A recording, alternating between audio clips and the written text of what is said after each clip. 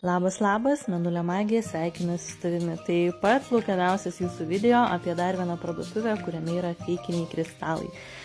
Būkite labai atsargus, atsakingai rinkitės pardavėją, kad tai būtų profesionalas, kad turėtų aukštos kokybės ir galėtų atsakyti jūsų klausimus.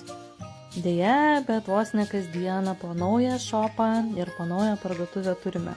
Štai pavyzdžiui, rožinis kvarcas, įvairiausių atspalvių, kokių tik norite, ir magentos, ir tamsesnis, ir šviesesnis, ir citrinas, ir kalcitas, ir malachitas, ir amazonitas, ko tik norite. Tai ne veltui po to sakote, kad tie kristalai neveikia, nes štai šitie dariniai, jie iš tiesų neveiks. Tai yra tiesiog bižuterija, ar ne?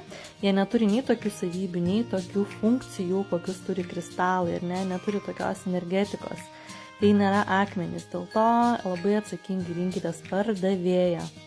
Nieko prieš parduotuvės neturiu, tiesiog norėjau jums parodyti. Pažiūrėkite, kiek įvairiausių perlų, po porą euriukų ir mugėse pardavinėjimo po 50 ir daugiau. Kokių tik nori perlų, kokių tik nori atspalvių, būkit labai atsakingi ir tikrai pasidomėkite, kur, kada ir iš ko perkate.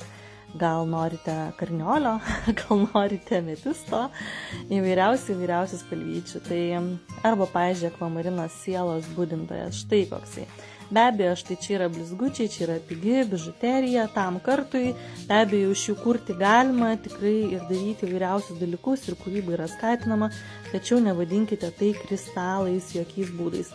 Nieko prieš parduotuvę neturiu, tiesiog norėjau parodyti pavyzdį ir atkreipti jūsų dėmesį. Pavyzdžiui, terahercas, labai panašus. O daugiau video, kaip atskirti, jau rasite mano profilyje, tai pasiekite, palaikinkite, bus jų ir daugiau. Jeigu tik galiu, tai aplankau ir parodau, sulyginu feiką nuo nefeiko. Tai būkite atsargus, rinkitės atsakingai.